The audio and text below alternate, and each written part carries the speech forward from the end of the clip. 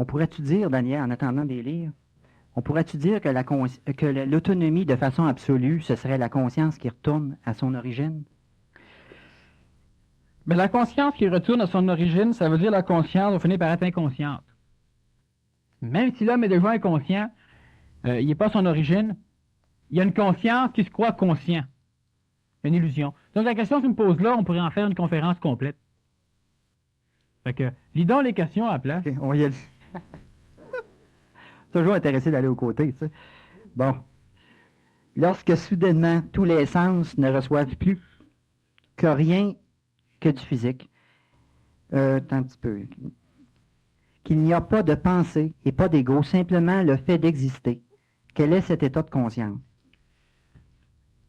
Bon, faut bien faire attention avec l'idée même d'exister, à être ici maintenant. Lorsque, soudainement, tous les sens ne reçoivent plus rien du physique, le physique n'existe plus, qu'il n'y a pas de pensée et pas d'ego, simplement le fait d'exister, quel est cet état de conscience? Si cet état de conscience est mémorisé, expérimenté, si l'être qui le vit est conscient qu'il le vit, pendant qu'il le vit, il ne vit qu'une illusion. Parce que s'il est conscient qu'il vit un état pendant qu'il vit, il y a donc pensée, prise de conscience de ce qu'il vit, donc captation des sens physiques, même s'il ne le croit pas ou même s'il ne le sait pas. L'être qui se rappelle avoir vécu, mettons par exemple, vous vivez 10 minutes dans un état, disons, réel, sans mémoire, et qu'après ça, vous vous réveillez, disons, puis vous vous rappelez avoir vécu quelque chose que vous ne pouvez pas arriver à mettre de nom dessus, ben vous étiez simplement dans un état qui est l'état recherché par l'être qui évolue. C'est un état qui n'a pas de souffrance, qui n'a pas de douleur, et c'est un état non plus, s'il est bien l'état que je parle, c'est un état qui ne vous laissera pas mourir si l'extérieur devient dangereux. Vous êtes dans cet état-là, dans votre auto en train de conduire, cela n'entraînera pas de risque au chauffeur ou au passager, vous n'aurez pas de risque d'accident parce que vous arrivez dans un état comme ça, même si vous conduisez. Sinon, cet état, s'il est dangereux, c'est un état qui est une prise de conscience dans l'astral, dans la mémoire planétaire, de quelqu'un qui a déjà vécu un état similaire. Alors, ce qui fait que si ça l'arrive complètement, il n'y a pas de pensée. C'est normal parce qu'il n'y a plus de mémoire. La mémoire ne peut plus venir à la conscience. Donc, si la mémoire ne vient pas à la conscience, l'homme ne peut plus penser. Il n'y a pas de pensée. On pense que ce qu'on connaît. Et il n'y a plus d'ego, plus de mémoire, plus d'ego. On ne peut pas s'identifier. Je ne peux pas dire je suis telle chose. Je le suis, j'ai rien. Donc, je ne m'identifie plus. Je suis dans un état qui est proche de l'état d'être-té immédiate. Un état qui se rapproche du contact supramental si, évidemment, l'homme n'est pas en danger parce qu'il est dans cet état. S'il est en danger, c'est-à-dire que si je peux arriver en arrière de lui, donner une claque derrière la tête, ben il est dans un état qui est une illumination spirituelle, typique des illuminations astrales, donc il est dans un état dangereux pour sa psychologie, pour ce qu'il va croire après, et pour son physique s'il arrive quelque chose. Sinon, je vais m'approcher de la personne, il va même être capable, sans s'en rendre compte, c'est-à-dire qu'il n'a pas d'ego, il n'expérimente pas par la mémoire, il expérimente par l'authenticité. Il va être capable, bien avant que j'approche de lui, de me parler, de se retourner, puis il va pouvoir prévoir tout ce que je vais faire de toute façon. Il n'est pas un dieu, il est un être normal, humain, qui arrive dans un état normal, un état que l'homme va lentement finir par acquérir. Une autre question ici. Un pays peut-il être autonome? Si on regarde, je sais pas, moi, comme Berlin, tu vois, il y a un mur, puis si tu franchis un pas, tu te fais tuer. Je veux dire, c'est le contraire complet de l'autonomie, si tu veux. Mais un pays, idéalement, pourrait-tu être autonome? Un pays, dans l'utopie, peut être autonome. Si, évidemment, il est habité par des êtres autonomes. Sinon, le pays est autonome par rapport à l'extérieur, mais quel pays est autonome par rapport à l'extérieur? Pas l'URSS. Parce que pourquoi ils ont tant d'espions partout sur la planète? Ils ne sont pas autonomes. Pas les Américains. Les Américains ont besoin de pétrole. Les Américains ont besoin de la science canadienne. Les Américains ont besoin d'immigrants. Les Américains ont besoin de pays pour essayer leurs armes. Les Américains ne sont pas autonomes. L'autonomie d'un pays voudrait dire qu'ils sont capables de détruire le reste de la planète, si on parle réellement d'égrégore national, pour être sûr que les autres pays ne viendront pas chez eux, sinon ils sont plus autonomes. Et cela veut dire qu'ils ont absolument besoin de rien, ni en sciences, ni en psychologie, ni en éducation, ni en médecine, ni en quoi que ce soit de l'extérieur. Et ça n'existe pas, et ça ne se peut pas, et ça ne se pourra pas non plus, parce que l'intelligence qui régit l'évolution des nations va l'interdire, parce que présentement, les nations sont obligées d'exporter des contingents humains et d'en importer, on appelle ça des migrations, pour pouvoir obliger l'homme du pays à se mélanger avec les autres races, pour pouvoir faire en sorte que ce qui est présentement dans le corps physique et dans le corps vital, etc., jusqu'au mental, le plus évolué, puisse apparaître chez des enfants. Donc, les guerres ont forcé l'humanité à se mélanger, ce qui était très bon, et présentement, aucune nation ne pourra devenir autonome. La planète Terre deviendra un jour autonome, et pour qu'une nation devienne autonome, il faudra que la nation s'étende à l'échelle de la planète. Sinon, elle ne sera pas autonome. Et pour qu'une nation s'étende à l'échelle de la planète, il faudra que énormément d'individus soient complètement autonomes. Donc, étant autonomes, ils ne seront plus assujettis à leurs désirs. Cela veut dire qu'ils pourront gouverner, non pas à partir de leurs désirs, à partir du fait qu'ils veulent créer l'État qui oblige ce gouvernement-là, ce qui est l'État actuel de nos gouvernements. Alors, donc, ils pourront gouverner à partir d'une façon mentale ou supérieure au mental, supramentale, c'est-à-dire intelligente. Ils seront conséquentiels dans leur gouvernement. Alors, présentement, il n'y a pas de nation, il n'y a pas de pays qui est autonome, et il n'y en aura pas non plus. Quelle est la pensée essentielle à entretenir pour être en mesure de développer et exprimer une énergie, une magie qui crée ce qui est essentiel pour chacun de nos natures lunaires, je crois? Bon, quelqu'un qui parle comme moi, tout mélangé. Mais c'est clair. Très clair. Bon, premièrement, on n'a pas de pensée à entretenir, parce qu'on est dépendant d'un phénomène pensée, ce qui fait que la pensée étant manipulable facilement par l'extérieur, tout à l'heure on a fait l'expérience, je vais donner une bêtise, il y a eu des réactions. Alors, si vous étiez en train d'entretenir cette pensée et que je dis quelque chose, ça peut balayer la pensée. C'est trop dangereux. On n'a pas à entretenir une pensée. Par contre, on doit exprimer quelque chose. C'est différent. Entretenir une pensée, cela veut dire amener une énergie, la conscientiser suffisamment pour pouvoir y mettre un mot et ne pas l'exprimer. Exprimer l'énergie ne veut pas nécessairement dire y penser avant. Ce n'est pas nécessaire de prendre une énergie, de l'arrêter au niveau du mot pour l'exprimer après. On peut prendre l'énergie et l'exprimer directement. Une personne qui fait une peinture ou une personne qui sculpte, une personne qui crée, une personne qui invente, n'arrête pas toujours au niveau de sa pensée. Elle le fait. Et lorsqu'elle arrête au niveau de sa pensée, c'est lorsqu'elle ne le fait pas, lorsqu'elle est aux toilettes, lorsqu'elle réfléchit, lorsqu'elle marche, lorsqu'elle n'a pas l'outil pour pouvoir le faire, alors automatiquement, l'énergie s'arrête au niveau de la pensée où il sera mémorisé pour être exprimé ensuite. On n'a donc pas de pensée à susciter, à entretenir ou à nourrir. La morale, les religions organisées vont souvent demander à l'homme, à la femme, d'entretenir des pensées de paix. Entretenir des pensées de paix veut dire entretenir la peur de la guerre. Et entretenir la peur de la guerre veut dire trouver un moyen pour régler cette peur de la guerre. Pour régler la peur de la guerre, on détruit l'ennemi. Donc on rentre en guerre. Alors ce qui fait qu'on n'a pas de pensée à entretenir parce qu'on ne se libère pas, on reste encore assujetti. On exprime une énergie. Une magie qui crée ce qui est essentiel pour chacune de nos natures humaines. Alors, évidemment, ce qui est essentiel pour ma nature, parce que la nature des autres, de toute façon, je ne pourrais pas la trouver. L'homme qui veut arriver à évoluer doit travailler pour lui. Et travailler pour lui veut dire, évidemment, travailler pour que tout ce qu'il a besoin puisse apparaître. Et l'homme, s'il veut évoluer convenablement, a besoin de l'extérieur. De ce fait, il devra donc travailler pour lui, en fonction de l'extérieur. De ce fait, il travaillera apparemment pour les autres. Et je dis bien apparemment.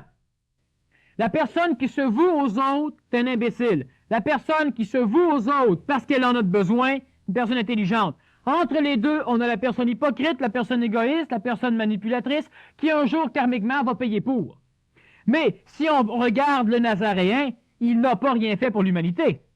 Ça l'a donné un résultat chez l'humanité, mais il l'a fait pour lui. Et il a traversé ce qu'il avait à traverser, ce qu'il avait expérimenté pour lui. Et moralement, on a enseigné qu'il l'a fait pour les autres, parce que son message, supposément, était « aimez-vous les uns les autres ». Et l'amour que le Nazaréen a enseigné n'était pas un amour psychologique. Parce que dans l'amour psychologique, l'homme ne peut pas aimer ses ennemis. Il peut inquérir ses ennemis. Aimer ses ennemis, c'est se rapprocher de ses ennemis. Et ce n'est pas la même chose que de tomber en amour avec ses ennemis. C'est impossible. Le Nazaréen n'a pas enseigné un amour psychologique, mais on a transmis par après l'amour seulement au niveau du plan psychologique et non plus au niveau du plan mental, du plan physique, du plan vital. Et l'homme s'épuise dans l'amour physique, dans l'amour psychologique, et il bannit l'amour vital et l'amour mental. Donc, on exprime une énergie pour soi, et c'est normal, l'énergie va s'exprimer et elle va donner le résultat chez autrui. Mais moi, j'ai pas à commencer à régir vos mémoires pour savoir ce que vous allez faire avec mon énergie. Je travaille pour toi, je peux t'aider? Non.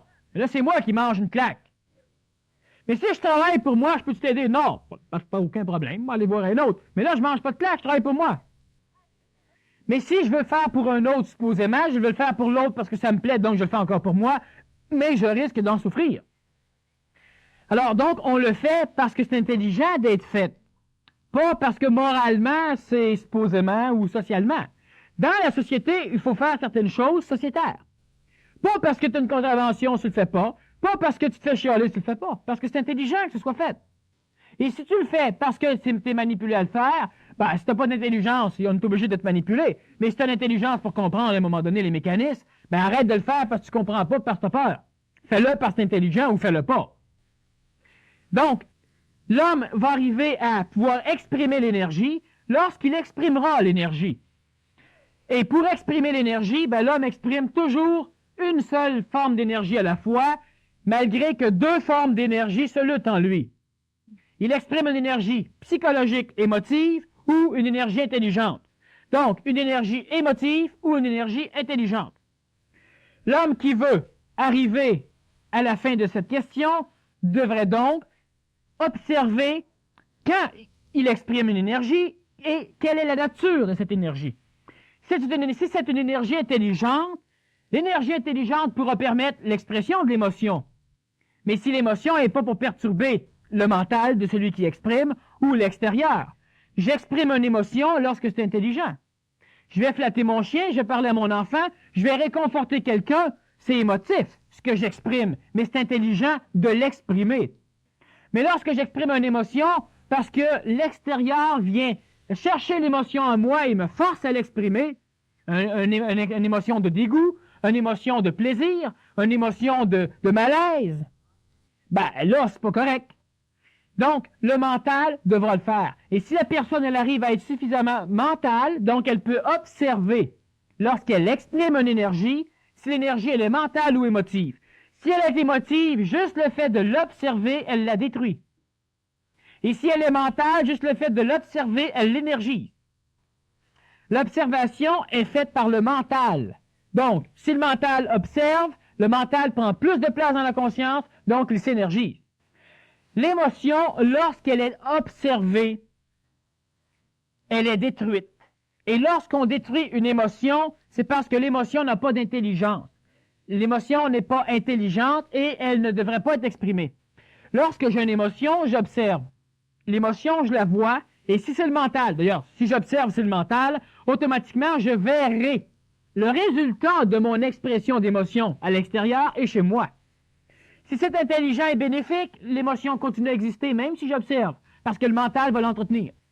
Si l'émotion est nuisible, négative ou neutre, l'émotion disparaît. Et là, on n'a plus besoin de contrôler son émotion, c'est-à-dire d'opposer à l'émotion une autre émotion pour l'écraser, et la lutte entre celui qui pense qu'il ne devrait pas être colérique et la colère, la lutte dans l'homme qui crée un nouveau conflit chez l'homme, n'aura pas raison d'être. La colère apparaît, t'observes et elle disparaît. Il n'y a pas de contrôle à faire. Et tu es mental. Là, automatiquement, tu arrives à exprimer l'énergie. L'énergie humaine, c'est l'énergie émotive. L'énergie humaine, elle est enregistrée dans l'astral de la planète, sur une cassette ou n'importe où, dans ta mémoire. Et l'énergie mentale, elle est enregistrée dans la même région. L'énergie supramentale n'est pas enregistrée sur la planète. L'homme qui exprime une énergie, l'homme qui exprime une énergie mentale, c'est une énergie qui est en relation avec l'énergie non planétaire ou supramentale, donc automatiquement, il devient autonome de la planète pour devenir assujetti aux énergies supérieures. L'homme reste assujetti, mais présentement que vous soyez assujetti ou non à la planète, vous l'êtes aux énergies supérieures. Donc, le fait d'observer simplement, et observer, ce n'est pas un effort du mental. Au début, on doit peut-être prendre connaissance que l'on doit observer, mais s'observer, ce n'est pas ni juger, ni critiquer, ni condamner, ni accréditer. C'est observer. J'observe le verre, il n'est ni beau, ni laid, ni quoi que ce soit, je l'observe. L'observant, je le connais réellement. Je renais en même temps que lui. Je nais avec, je le connais ou je connais avec. Lorsque je le connais, je vois sa naissance, sa vie et sa mort. Lorsque je suis émotif et que je n'observe pas, je ne peux pas connaître l'émotion. Je ne peux que vivre l'émotion. Et lorsque je vis l'émotion, je m'en sépare. Vous êtes en colère, mentalement, vous n'êtes plus là. Vous êtes séparés.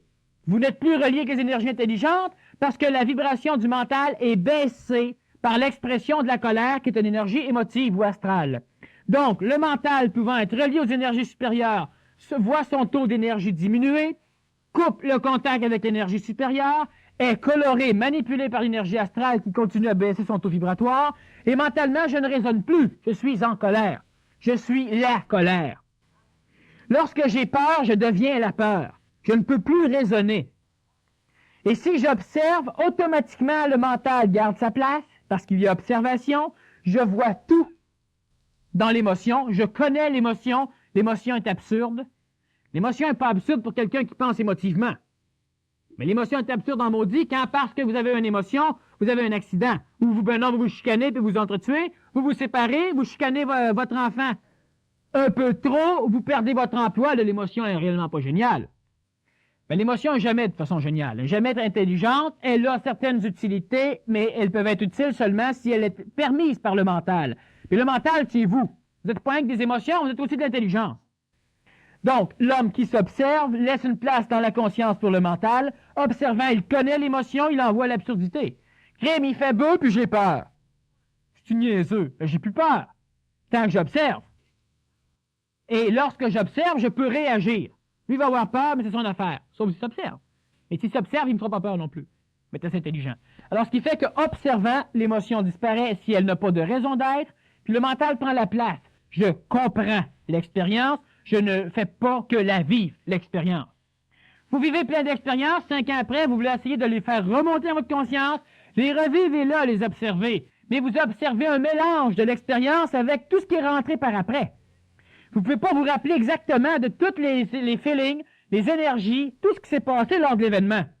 C'est dans l'instantanéité de l'événement que l'on doit s'observer, et là on devient efficace. Là on se rapproche de l'état d'être, ici et maintenant, et de l'état d'expression d'une énergie mentale ou supramentale intelligente, immédiate, sans problème humain. On n'est plus des humains, on est des surhumains. On a peur d'être surhumain, on a peur de plus être humain, mais on veut tous devenir surhumains. Mais à un moment donné, il faut faire la part entre un et l'autre. On veut devenir Dieu, mais on veut rester humain. Ben Dieu, il est un ou l'autre. Enfin, vous allez être humain ou Dieu. Du même auteur ici. Être autonome n'est-ce pas être créateur, et créateur n'est-ce pas être Dieu? Disons que Dieu, on pourrait le définir énormément par plusieurs concepts, par plusieurs idées. Mais une chose qui est certaine, c'est qu'être autonome, cela ne veut pas dire être créateur dans le vrai sens, mais cela veut dire exprimer, sans coloration, l'énergie créatrice ou l'énergie intentionnelle. On devient créateur par rapport à l'extérieur. Donc, si on peut parler de Dieu, ben oui, Dieu passe en toi et se sert de toi pour créer. Mais c'est pas toi qui décide, je parle au nom de Dieu. Mais là, c'est plus Dieu qui parle, là, c'est toi qui décide que c'est lui qui dit ça. Alors, je crée au nom de Dieu, je tue au nom de Dieu, je sauve au nom de Dieu. Là, c'est plus Dieu partout. Alors, il y a un gros danger, mais une chose qui est certaine, tu es autonome, tu es détaché. Ce que tu vas faire va être automatiquement donné par l'intelligence supérieure. Tu peux l'appeler Dieu. Elle a déjà été appelée Saint-Esprit. Elle a déjà été appelée plusieurs autres noms. Il n'y a aucun problème. J'ai manqué une chance de connaître, je vais revenir. Quand tu expliquais ce vers-là, ça me fascine, là. Tu dis naître puis connaître ce vers-là. Tu pourras-tu expliquer encore plus, à l'instant présent, ce serait quoi connaître ce vers-là? Bon, je vais expliquer de manière assez facile. Le temps, c'est une illusion. Et pour arriver à connaître quelque chose dans la réalité même de l'objet, de l'événement, on ne doit pas se référer à nos mémoires.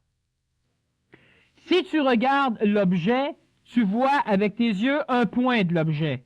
Et tu devras faire le tour et observer plusieurs points pour réussir à recréer l'image dans ta conscience mémorielle. Donc, pour recréer l'image, tu devras assembler suffisamment de particules de l'objet. Donc, tu devras les mémoriser. Et une fois que tu en auras suffisamment mémorisé, tu pourras dire « je vois le verre ». Mais tu ne vois que la mémoire du verre. Et si, en même temps que tu regardes le verre et que tu mémorises les particules, tu fais des relations dans ta mémoire. Les bordures brunes, c'est beau. Tu colores déjà le verre. Les petites fleurs dessus sont laides. Tu colores déjà le verre. Il est assez grand, il est trop petit. Tu fais des relations. Puis ça se fait rapidement. Presque instantanément. C'est pour ça que l'homme croit que ce qu'il voit ou ce qu'il connaît est instantané. Mais c'est faux. Il y a juste le temps que la lumière prend à te l'apporter, c'est déjà du temps perdu. 300 000 km à la seconde, entre 3 pieds ou 2 pieds et demi, ça paraît de l'instantanéité, mais c'est du passé que tu perçois. Et le temps que c'est transformé en énergie électrique, amené à ta conscience, de ta conscience, etc., transformé en énergie, il y a du temps. Tu vois le verre, mais il est déjà coloré. Tu vois le visage de quelqu'un et tu as le goût de lui parler, tu n'as pas le goût de lui parler, tu le trouves laid, tu te rappelles quelqu'un, tu te rappelles personne. Bon, tu vois et tu mélanges déjà la connaissance avec ta mémoire, tu ne peux connaître.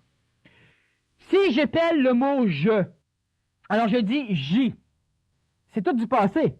Et l'autre lettre, même si on peut penser que je vais la dire, elle n'existe pas. On dit c'est l'avenir. Mais l'avenir, c'est quoi? Si je la dis pas, c'est pas l'avenir. Si je la dis, c'était l'avenir. Personne ne peut le savoir. On peut dire, ah, il va le dire ou il ne le dira pas. C'est la même chose pour n'importe quoi. Si je prends de l'eau et j'en verse, on devrait s'imaginer qu'elle va tomber. Mais on s'imagine ça à partir de l'expérience. Et si je suis capable de transformer les lois matérielles pour que l'eau monte au lieu de descendre, l'avenir était différent. Mais l'avenir de tout le monde est resté le même. Et là, oh, stupéfaction, un miracle. Il n'y a pas de miracle. Le miracle, c'est simplement parce que la réalité ne fit pas avec ce que tu as en tête. Parce que l'expérience t'enseigne que c'est toujours ça. Puis vu que la réalité est plus avec ce que tu pensais, miracle. Bon. Alors, ce n'est pas rien d'autre. J'y, mais le J n'existe plus. Il n'a même jamais existé. Quand est-ce qu'il existe? À quel instant êtes-vous capable de percevoir la molécule d'eau qui tombe? Vous voyez de l'eau tomber? Mais quand est-ce que vous pouvez fixer dans le présent l'eau qui coule? Vous ne pouvez pas. Vous englobez une quantité d'eau et vous appelez ça le présent. Mais la particule d'eau elle-même, quand est-ce que vous la fixez dans le présent? La molécule de l'eau qui tombe, même la goutte. Vous n'êtes pas capable de la fixer dans le présent. Je bouge la main. Quand est-ce que vous pouvez percevoir le présent du mouvement? Quand? Il y a un avenir, il y a eu un passé. Quand est-ce que vous percevez le présent? Pas dans une seconde. Une seconde, c'est long. Vous savez qu'il y a des millions de vibrations du radium dans une seconde. Il y en a du stock dans une seconde. Je bouge la main et quand est-ce qu'on trouve le présent? Mais si à un moment donné, on regarde la main et qu'il n'y a plus de pensée, qu'il n'y a plus rien, tu connais la main. Tu vas dire, oui, mais j'expérimente rien. Non. Mais si à un moment donné, tu regardes, et je ne parle pas de ne plus percevoir la main, on appelle ça de l'hypnose. Tu es totalement éveillé et tu observes la main. Si la main vient vers ton visage, tu vas être suffisamment apte pour réagir à temps pour la bloquer. Mais sinon, ce qui va se passer, c'est que tu vas observer dans ta mémoire où la main était, tu vas prévoir où elle va aller et tu vas appeler ça le présent. Et si je fais ça, ça reste dans ton concept le présent, mais le présent, il n'y en a pas. Tu regardes ta montre et à chaque millième de seconde, ce que tu perçois est différent. Et toi, tu mémorises ce que tu perçois, tu as donc l'idée d'une continuité. Tu vois le verre, et si tu le regardes, tu as l'idée d'une continuité. Pour vérifier encore mieux la continuité, prends ta tête, regarde d'un bord, tourne. Tu as tout vu. Tu n'as rien mémorisé. Ça a-tu existé? Tu peux même pas rien voir. Parce qu'il n'y a pas de mémorisation, ce qui t'ôte l'idée de la continuité, donc tu te rends compte que le temps n'existe pas. Le temps existe seulement parce que tu le mémorises. Mais quand tu prends une bobine de film, il y a 1 heure dans la bobine, mais elle existe maintenant. Dans ta mémoire, il n'y a pas de passé. C'est dans l'instantanéité que tu as l'enregistrement du passé. Mais il n'y a pas de passé. Sinon, dans le moment présent, tu ne pourrais pas fouiller dans ta mémoire. On ne serait pas dans le même temps. Connaître, cela veut dire que j'observe le verre et dans le temps, comme ma main, elle est là, 1 millième, puis encore c'est plus. Elle bouge continuellement. Et si je ne la laisse sans bouger, il y a continuellement des photons qui amènent la main à l'œil. Le temps continue à circuler sans passé, sans avenir, sans présent. Il n'y a pas de temps. Si tu observes la main sans devoir observer point par point, le mettre en mémoire, dessiner la main pour pouvoir voir la main, ça se fait très rapidement. Si tu veux voir la salle, tu es obligé d'y aller lentement. Pour pouvoir avoir le temps d'enregistrer, tu appelles ça le présent. Si tu vas vite, tu as tout vu. Mais tu n'as rien enregistré. Donc, tu peux voir à un moment donné que le temps n'existe pas et le fait d'observer quelque chose sans penser, donc sans comparer, donc sans mémoriser, la chose, elle réapparaît dans la réalité continuellement et toi, tu t'évertues à l'observer à partir du passé, de tes mémoires. Lorsque tu l'observes en même temps dans la réalité, elle renaît continuellement dans la réalité et toi, tu renais en même temps qu'elle. Pour pouvoir la suivre dans sa réalité, tu nais avec, tu connais. Tu la suis dans sa réalité sans perdre ta réalité. Oui, moi je te connais, c'est-à-dire que tu arrives ici à soir et je te prends comme tu es. Pas comme tu étais la semaine dernière, pas comme tu étais la première partie. Instantanément. Je peux donc suivre ton cheminement psychologique et peut-être même aider le cheminement, parce que je connais.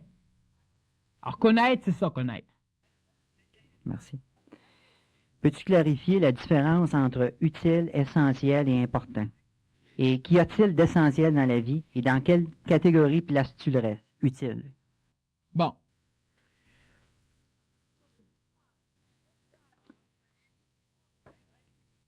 Essentiel, cela veut dire que c'est l'essence même de l'expression de l'homme sur la planète. C'est essentiel. L'homme ne peut y toucher, l'homme ne peut le manipuler, l'homme ne peut rien y faire.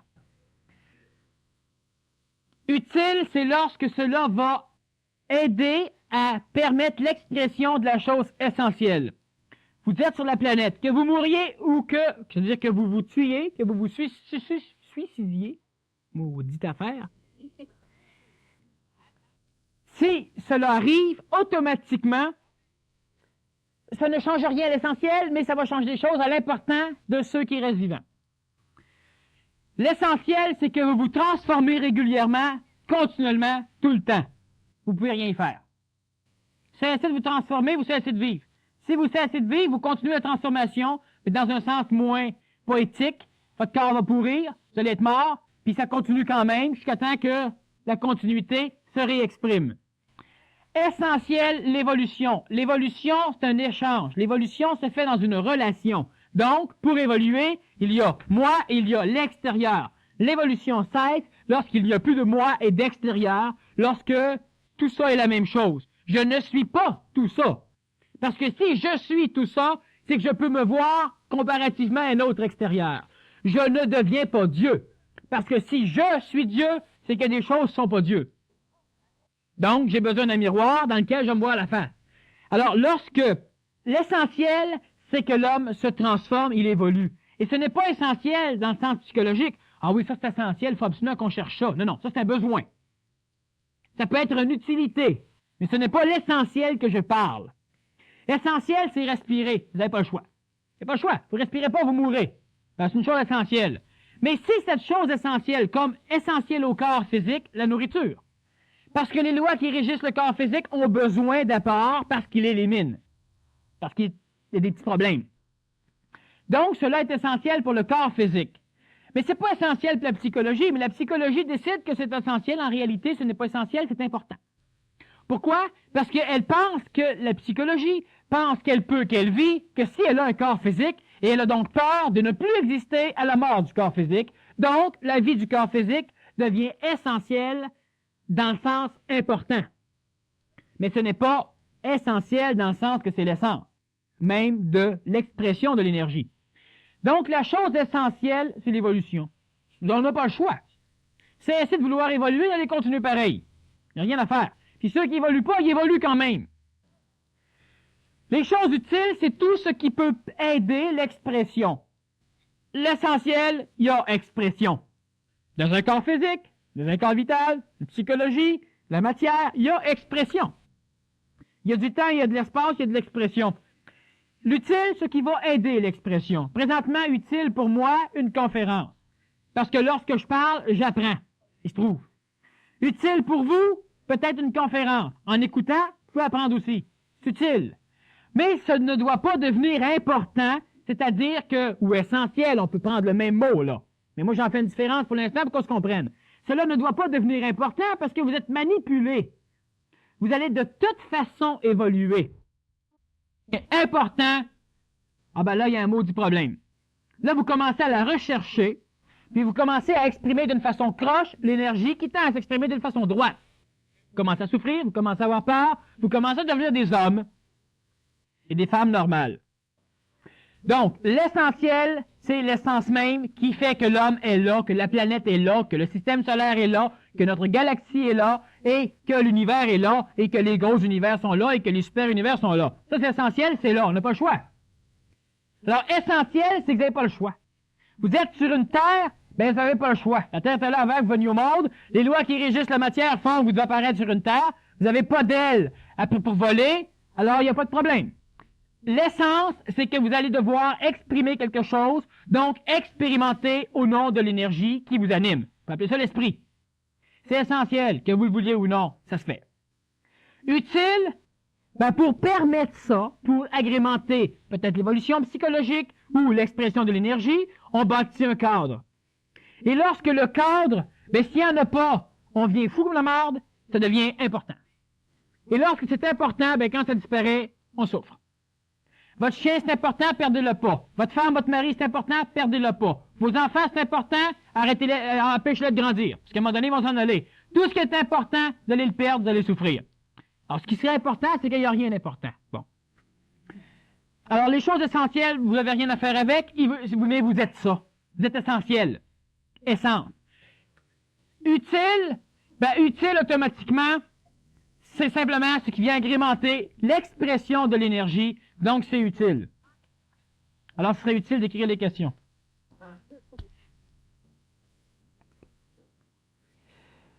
Es-tu autonome? Pouvons-nous naître autonomes? Puis pouvons-nous partager l'essentiel?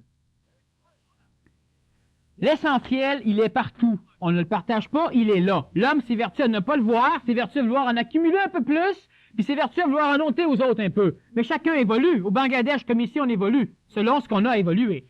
Donc, on ne partage pas l'essentiel, c'est-à-dire qu'on peut partager une chose qui peut devenir essentielle pour la psychologie, mais qui, dans la réalité même, est utile. Mes paniers de pommes sont utiles à ta vie. Mais est-ce que c'est essentiel que tu vives? Ben, tu vas vivre pareil, corps par corps.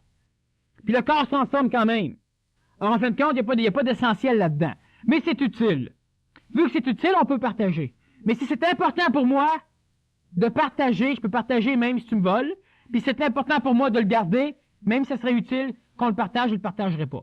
Alors, il y a une maudite bonne différence entre un et l'autre. Ça, je l'explique là, mais à un moment donné, gardez ces trois mots-là en tête et fouillez avec. Vous allez avoir vos propres définitions, des choses essentielles, des choses utiles, des choses importantes. L'important ne devrait jamais exister, puis l'important, c'est l'utile transformé en attache. Puis l'utile permet plus facilement l'expression de l'essentiel. Est-il essentiel d'avoir une religion? Ben, quand vous venez au monde, vous n'avez pas de couche, vous n'avez pas de religion non plus. C'est pas essentiel.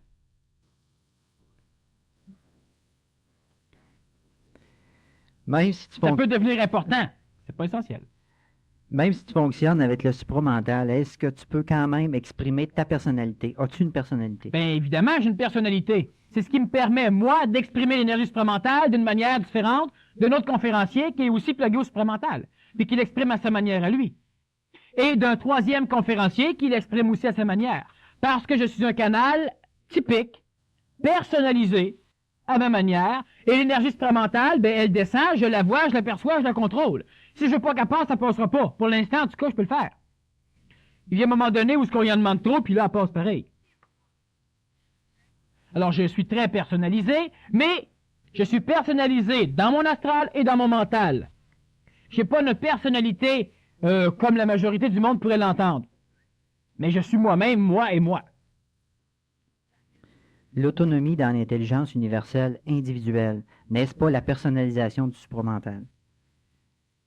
La personnalisation du mental serait l'autonomie universelle individuelle et non pas supramentale. C'est-à-dire que pour être autonome du plan planétaire, le mental doit être suffisamment personnalisé pour pouvoir se relier à l'énergie supramentale. Donc, il sera relié au supramental. Le supramental est déjà autonome de la planète.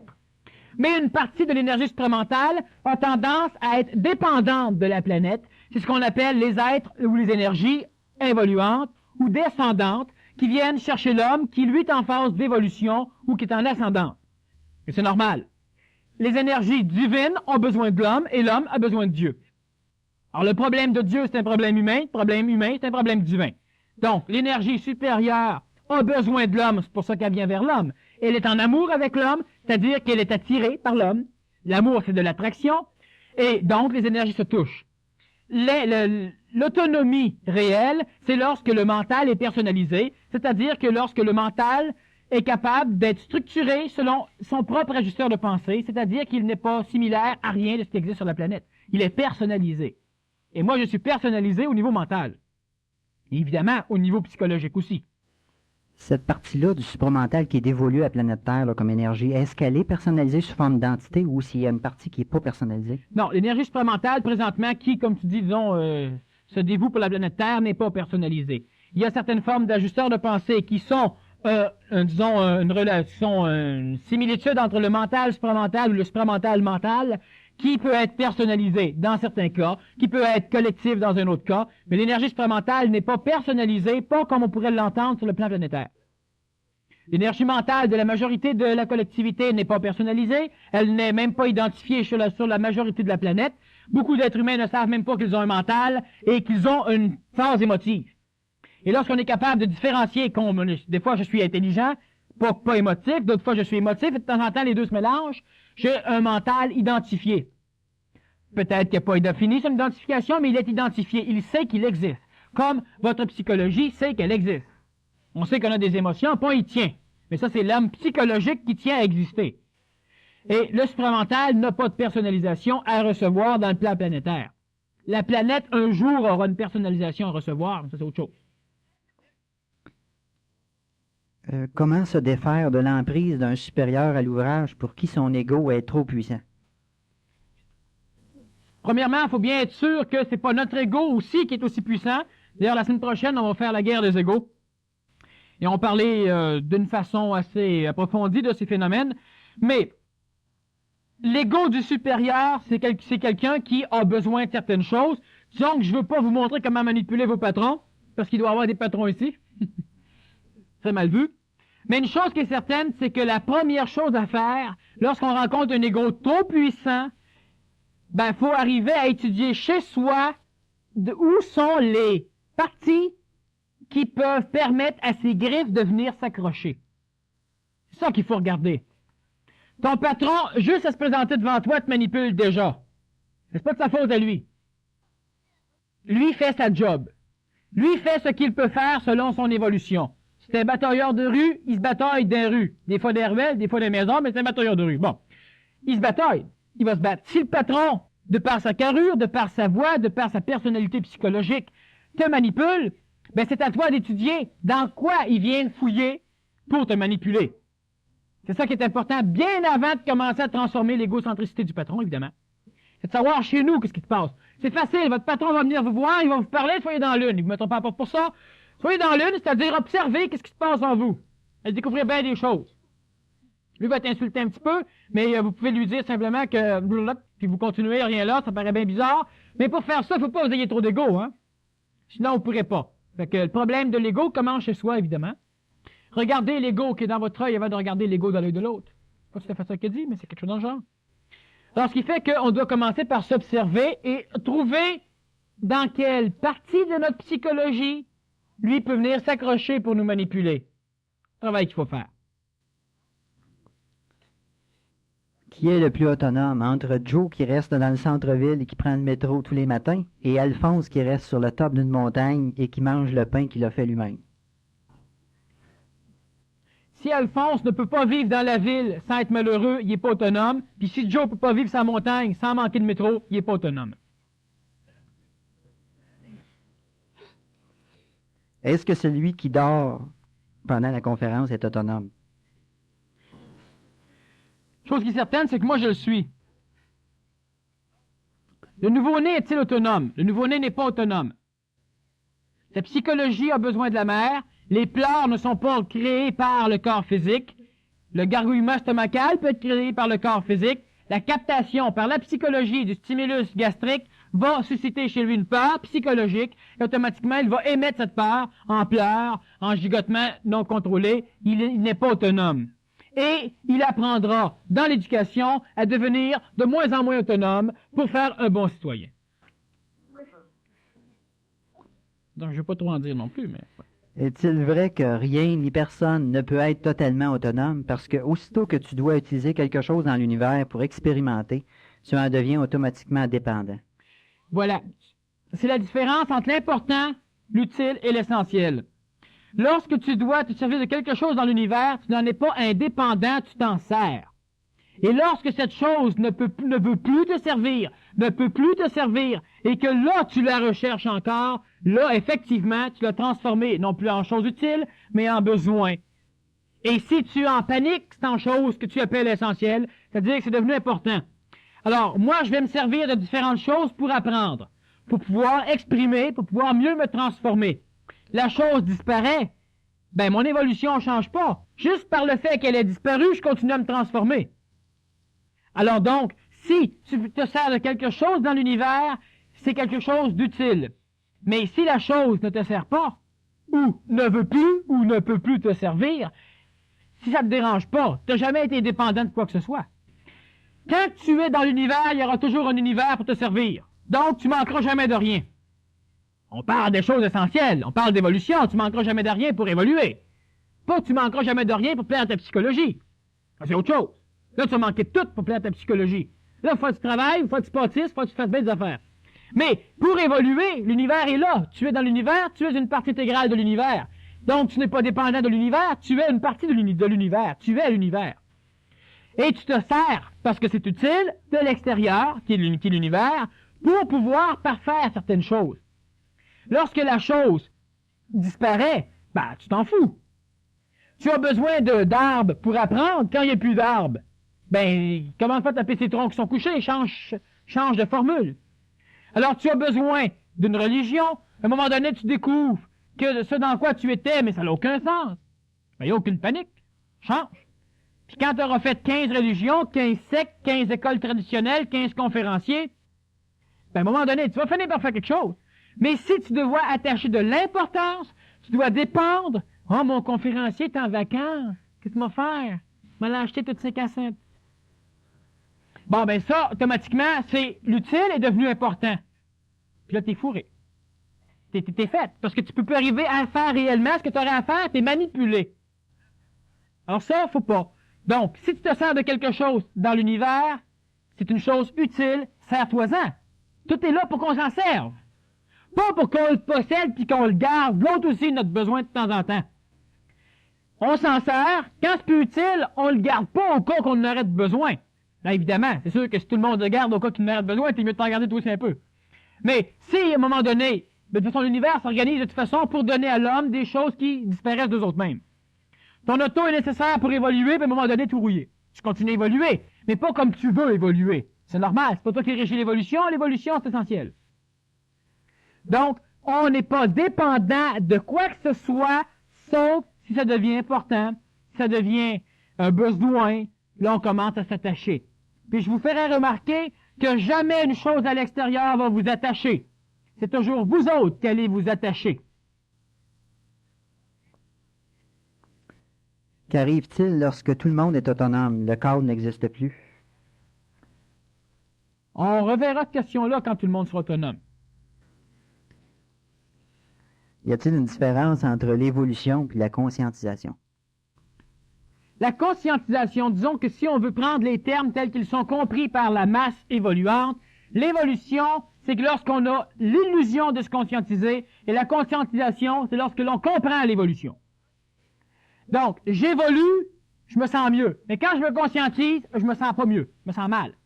C'est même dur se conscientiser parce que là, on comprend tous les déboires qui nous ont manipulés. On comprend tout comment Tout ce qu'on croyait éternel, solide et vrai est faux. Et lorsqu'on commence la conscientisation, on n'a pas le choix, on est obligé de continuer. On est bien mal pris. Lorsqu'on évolue, on peut prendre des breaks. Lorsqu'on se conscientise, on ne peut jamais en prendre parce que le mental a commencé à se réveiller. Le mental ne souffre pas. Seule la psychologie astrale va souffrir. Donc, je veux plus me conscientiser. Tu regardes quelque chose, le mental fait une relation, tu découvres encore quelque chose. Je te conscientise tout le temps. L'évolution telle qu'elle est enseignée, faut que tu fasses telle affaire, même si tu comprends pas, tu évolues. C'est l'illusion de te conscientiser. C'est une illusion. Dans la réalité même de ton évolution spirituelle, tu as une évolution authentique qui t'amène vers la conscientisation, mais c'est inconscient chez toi encore. Donc, tel qu'on l'emploie, c'est sûr que si on veut prendre des termes ésotériques de l'évolution et de la conscientisation, c'est la même chose. Mais tel que l'évolution est écrite dans les livres, tel qu'on l'enseigne, tel qu'on le distribue un peu partout, l'évolution, c'est une illusion. Viens me voir, peut-être plus évoluer. Ou encore, l'évolution, c'est du snobisme. Alors, moi, je suis plus évolué qu'un tel. Alors, moi, je connais la réincarnation, je suis bien plus évolué. Toi, tu crois pas à ça, puis que t'es bâtard, t'es même pas évolué. Mais, tu crois à la réincarnation, t'es peut-être plus évolué. Mais t'en comprends pas les mécanismes, t'es pas plus conscientisé. Fait que dans l'évolution d'évoluer, il n'y a pas nécessairement déconscientisé. Puis quand tu commences à te conscientiser, c'est lorsque tu commences à comprendre des mécanismes. Puis tu commences à vouloir comprendre des mécanismes, pas y croire. Et là, tu sais ce que tu sais ce que tu ne sais pas, puis tu sais ce que tu penses savoir. Tu peux douter de tout ça. Et lorsque tu évolues, selon ce qu'on enseigne normalement, tu ne doutes pas, faut pas que tu doutes, tu y vas, tu apprends des choses, tout ce qui vibre avec ton émotivité, tout ce qui vibre avec ton énergie émotive, ben c'est bon, ça te permet d'évoluer. La paix, ça permet d'évoluer. Les fleurs, ça permet d'évoluer. Mais tu n'évolues pas. Tu connais rien. Tu as l'illusion. Et à un moment donné, quand il arrive une catastrophe, l'évoluer, il tombe en bas comme tout le monde. Le conscientiser, ben il comprend les mécanismes, donc il va éliminer les mécanismes qui le ralentissent. Entre la conscientisation, c'est lorsque tu prends conscience d'un mécanisme. Prendre conscience d'un mécanisme, ce n'est pas l'apprendre, ce n'est pas croire l'avoir compris. Se conscientiser, cela veut dire que vous vous êtes conscientisé à une chose lorsque vous pouvez exprimer la chose. Je suis conscientisé à j'ai appris et j'évolue et puis je fume encore, c'est une chose. Je peux être conscientisé et fumer encore. Mais lorsque ma conscientisation me fait prendre conscience de la cigarette, je ne fume plus. Et je n'ai pas besoin, comme l'être évolué, qui découvre le danger de la cigarette, de devoir lutter contre la cigarette. La personne qui se conscientise, à un moment donné, il y a des mécanismes en dedans d'elle qui vont faire qu'elle va comprendre certaines choses. Chaque cellule va le comprendre. Ça disparaît immédiatement. L'évolué va l'apprendre, va y croire, va l'accréditer, va nourrir la pensée, va être positif, mais il va falloir qu'il lutte continuellement. Là, je prends encore le terme de l'évolution tel qu'on le sert dans les livres ésotériques, dans les livres religieux et un peu partout. Alors, il y a une maudite différence entre la conscientisation et l'évolution. On évolue par la foi, on se conscientise par la compréhension, par l'anti-foi. Je crois pas à rien, je veux comprendre. Si je crois que tout se peut et que tout se peut pas. Enfin, je crois. Je crois à ça, pas d'autre chose. Mais j'essaie de comprendre. Et lorsque je comprends, je finis par savoir que ça, c'est vrai. Et lorsque je me conscientise plus, je découvre que ça, c'est vrai, mais que c'est faux. Que tout est relatif. Je ne peux pas rien que l'apprendre, je le sais. Puis je le vois comment c'est relatif. Alors, il y a une bonne différence. Une maudite bonne différence. Ici, c'est juste une réflexion. Là. Tout devrait être utile et jamais essentiel. Si essentiel, on le prend par le terme important, c'est évident. Si c'est utile, vous ne souffrirez plus jamais. Si c'est important, vous allez souffrir tout le temps. Alors donc, tout ne devrait pas être utile, mais tout est utile. Il n'y a rien d'important. Il n'y a d'important que dans la psychologie de l'homme qui attache de l'énergie à la conservation d'une mémoire, d'une forme. J'aime mon verre, je veux le garder en mémoire. Ma mémoire s'efface, j'ai besoin de mon verre pour de temps en temps pouvoir le regarder et le trouver beau. Comme un enfant, comme une peinture, comme n'importe quoi. Donc, j'ai besoin de ma mémoire pour continuer à vivre l'émotion de conserver la chose. Lorsque je perds un être qui m'amenait des choses, je peux plus rien faire. Fait qu'une photo, c'est pas aussi bon, donc je souffre. Donc, toutes les choses ne devraient pas être utiles, elles sont utiles. Mais, elles ne devraient jamais être importantes, c'est évident. Puis, c'est toujours l'homme psychologique qui va déterminer que c'est important. Ah oui, mais si tu fais plus de conférences, on peut plus. Oui, on va évoluer autant que j'en fasse pas. C'est pas vrai. Tant que j'en fais, il se trouve que certaines personnes viennent, il se passe des choses dans leur tête, comme dans la mienne, comme dans la salle. Mais c'est pas parce qu'une personne vient me voir qu'elle va évoluer plus. Elle vient me voir parce qu'elle est dans un contexte énergétique où l'énergie que je vais amener va la transformer. Mais ça n'a pas rapport à moi, ça a rapport à elle. Si le réceptacle n'est pas prêt à recevoir, c'est pas celui qui donne qui transforme, c'est celui qui reçoit, qui sait manier le derrière pour arriver jusqu'à un événement, et l'événement le transforme. Si c'est un conférencier qui te transforme, tu vas trouver qu'il est bon. Mais si c'est un ton qui vient te piquer sur une fesse qui te transforme, tu le trouves pas bon. Et il s'est passé la même affaire. Il ne devrait pas avoir plus d'attachement pour l'un que pour l'autre. Et tant que c'est intelligent de te faire piquer, tu te fais piquer.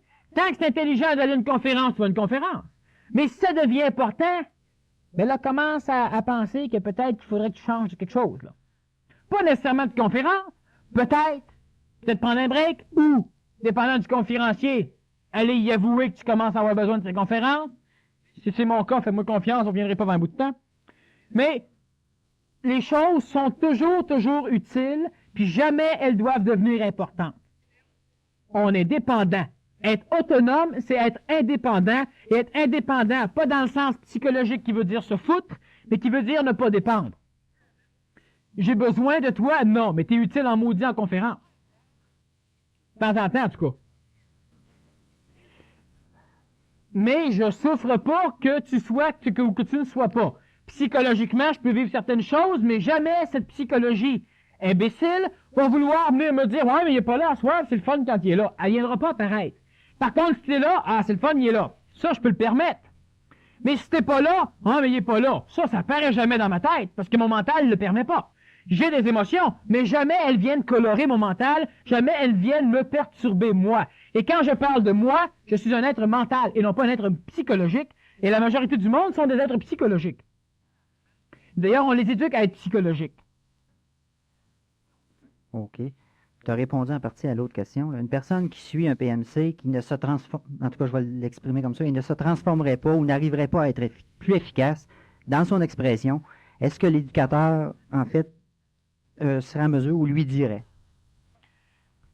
Bon, une personne qui suit un PMC, un programme de contrôleur, qui ne se transforme pas, c'est simplement parce qu'elle ne voit pas sa transformation. Tu n'as pas besoin de suivre un PMC pour te transformer, tu te transformes que tu le veuilles ou pas. À un moment donné, si ton cadre énergétique fait que dans un cours comme le PMC ou dans n'importe quel autre cours, tu peux exprimer mieux, apprendre plus, c'est-à-dire que tout fait que l'énergie est en résonance, tu vas apprendre. Mais ça ne veut pas dire que ta psychologie dans l'instantanéité va voir la transformation, parce que ça dépend à quoi elle s'attend, ta psychologie. Si elle s'attend qu'après le PMC2, tu puisses voler dans les airs, ben elle va chercher la transformation pendant 15 ans. Mais si elle s'attend qu'après le PMC2, que tu saches une chose ou deux de plus, ben elle peut être mauditement contente. C'est la psychologie, ça, qui cherche à voir l'évolution. Le corps physique n'est pas toujours en train de se photographier pour voir s'il grandit. C'est la psychologie qui veut voir la différence. Mais le corps physique évolue pareil, même s'il ne sait pas. Ta psychologie a besoin de voir pour pouvoir se dire « Ah ben je me suis pas fait avoir, ah ben je suis intelligent ». Elle a toujours besoin d'un cadre extérieur pour décider d'elle-même. À un moment donné, l'homme doit être capable mentalement de savoir s'il est bon ou pas bon à partir de lui, pas à partir de l'extérieur. Donc, la personne se transforme, veut pas. Et évidemment, si elle veut, de par sa psychologie, avoir une grande transformation, ben elle doit aussi, ça dépend à quel niveau de PMC elle est rendue. Au 2, au 3, au 4, au 5, au 6, etc. Alors, ça dépend de bien des choses. Et l'éducateur va lui dire quoi? Elle se transforme. L'éducateur ne va pas lui dire qu'elle se transforme pas, elle se transforme. Par contre, elle doit prendre le temps d'attendre. C'est-à-dire que l'homme psychologique qui vise un but, qui paye pour avoir le but, ben il se croit en droit d'avoir le but. Ben, tu vas l'avoir, le but, mais il faut que tu payes en masse pour. Si tu as passé 20 ans de ta vie à gaspiller des énergies, il va falloir que tu en mettes des énergies pour réavoir ce que tu voulais avoir. C'est pas parce que tu penses, toi, que X dollars, c'est suffisant. Mais tu as gaspillé combien d'années? Parce que calcule combien son énergie. L'argent, c'est de l'énergie. Bon, alors, là, ça dépend de l'être psychologique, mais c'est évident qu'il se transforme régulièrement, et dépendant de son état, et dépendant du coup où elle est rendue, ben évidemment, on pourra voir des transformations. Mais il se trouve que jusqu'à date dans le PMC, ceux qui voient des transformations n'ont pas vu celles qu'ils attendaient. Ils en ont vu des grosses, des maudites, Il y en a même qui commencent à avoir peur parce qu'ils se transforment bien plus vite qu'ils pensaient, ils ne croyaient pas à ça. Puis ça, c'est une affaire bien normale. Vous voulez ouvrir une porte parce que l'évolution est l'autre bord, mais vous avez peur de l'ouvrir. Je le dis souvent avec, tout le monde prie pour rencontrer Dieu, mais quand il va le voir, Dieu, il va être le premier de sacrer son camp. Il va avoir peur.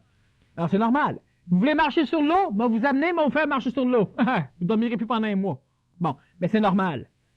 Mais la personne, elle doit attendre, il y a plusieurs choses qui se passent, mais c'est juste sa psychologie qui recherche à voir. Et la psychologie, ben ça dépend de quels critères elle a parti. C'est relatif en mot à dit, la psychologie. C'est bon pour une dernière question. Dernière question. Un bébé est autonome, ça t'en as parlé un petit peu dans ses... Pas autonome. Ouais, c'est ça. T'en as pas parlé dans ce sens-là. Ouais. Un bébé est autonome, je continue la vie telle quelle.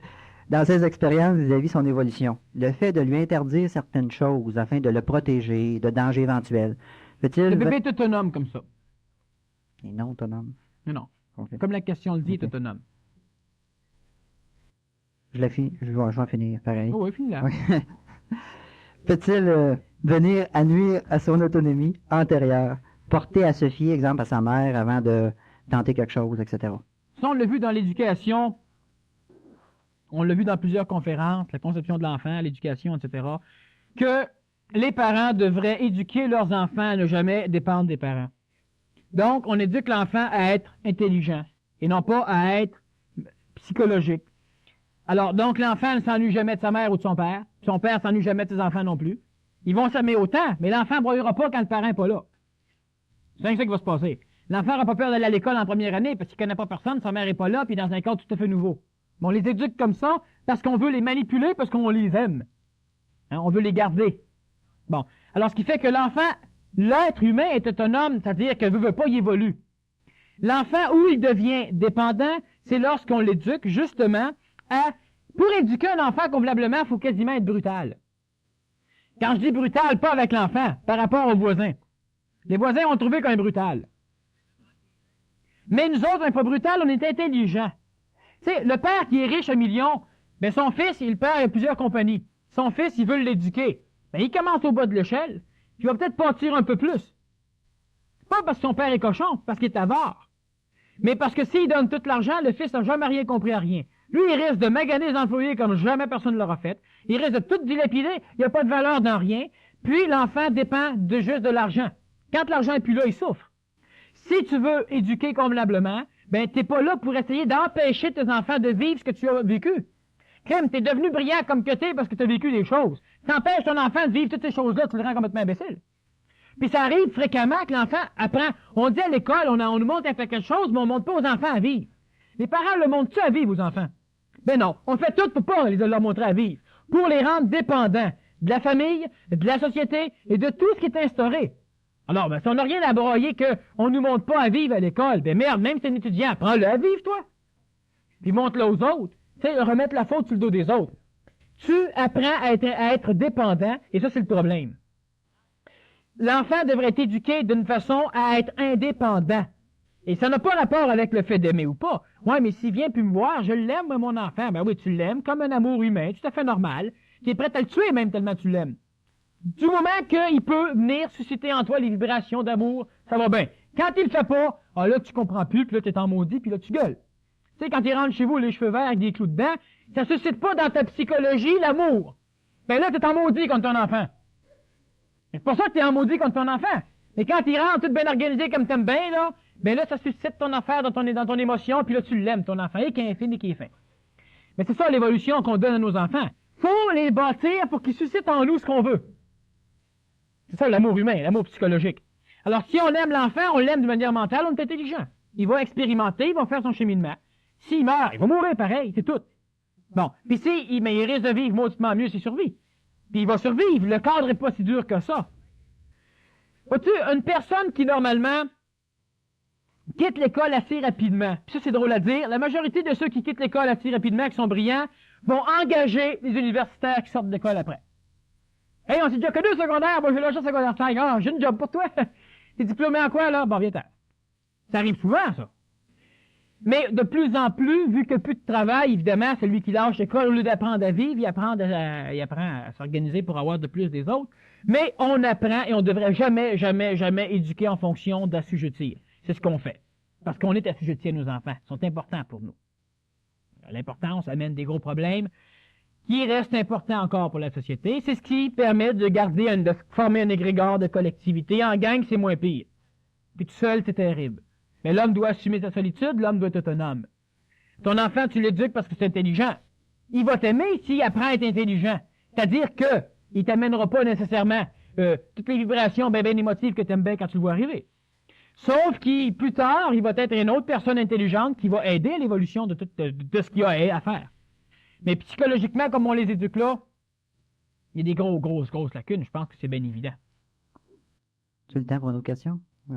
Comme ça? Ouaf, une demi. Ah, ça sera long.